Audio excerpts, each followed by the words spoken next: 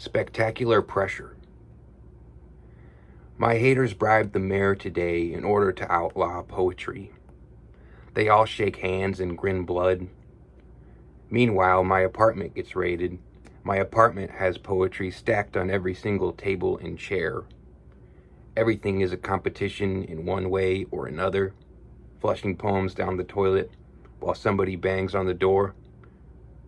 When the time is right, I'll reemerge from a giant pile of information, all the letters and numbers rippling as my face appears like a rising sun. Just checking in. What have they caught you doing this time? Selena Kyle.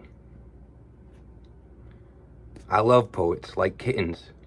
I will duct tape your cell phone face down against the floor in order to stop you from writing more poems.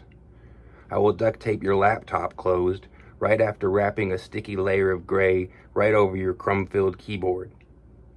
I have always been a fool for life, everyone laughing at my immeasurable silence. Still, once every 100 million clicks of a pen, something spectacular just barely escapes us. Afraid to become a failure, I hardly do anything else. It's all fantasy when you think about it. Zoe Kravitz. Not all superheroes wear capes. Many heroes can't afford the eccentricities. You are not my hero. You are something much worse.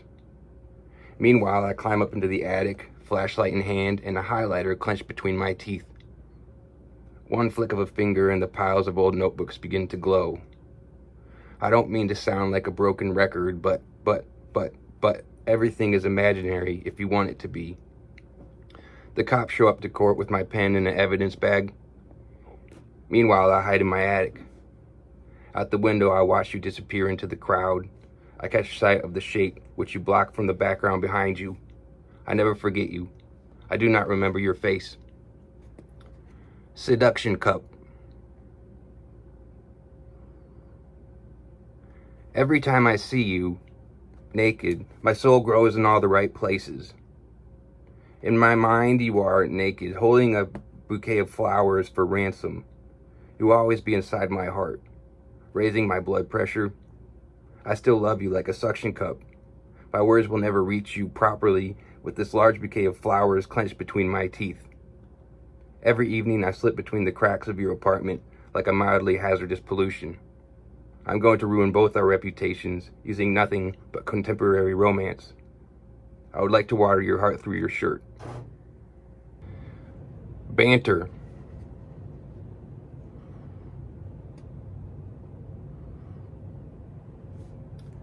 Where did you locate your purpose in life?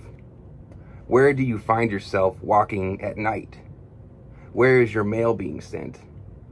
I sit down to write you an 80-page valentine, but the worst handwriting ever smokes out of my pen. Do you find it romantic that I'm sending more clouds up into the sky? I walk beneath the clouds like a man with no umbrella, wishing for the blurred puddle of your secret identity to do what this ransom note suggests. A cognitive leakage of information. Every person attending this literary conference clinks their glasses in celebration. Elsewhere, I am going rogue, burning my notebook while reciting the national anthem, which has been translated into a code which I have invented. In regards to my life work, I have mostly been known for hurting people before they hurt me. On the wrong side of the road and gaining velocity, I find myself shirtless and bloated with verbosity. I find myself swelling with the very most noteworthy verse. Hello?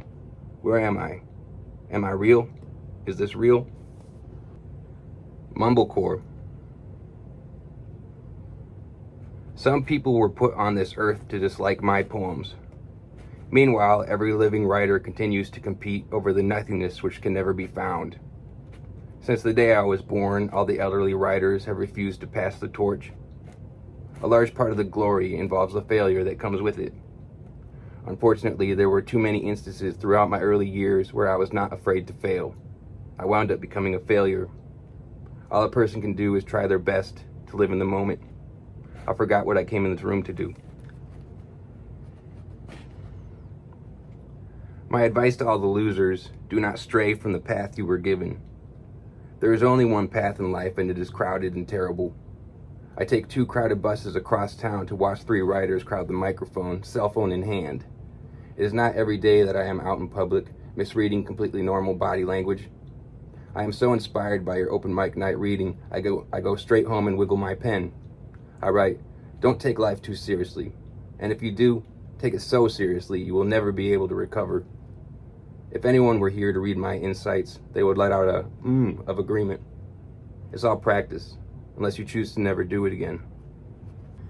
Genuinely deflated. I do more research than necessary. Cardboard boxes full of paper-clipped pages, documents from here to the emergency exit, to the fire escape, and all the way to the following afternoon. It's all a part of the writerly process, becoming so bored with yourself you consider faking your own death. But lately I've been having nightmares about writing so well, a secret team of publishers decides to assassinate me. With my grammatical dictionary in hand, I research every sentence, down to the punctuation mark, reading and forgetting and reading again, until the weather changes, and I'm forced to go somewhere less rainy.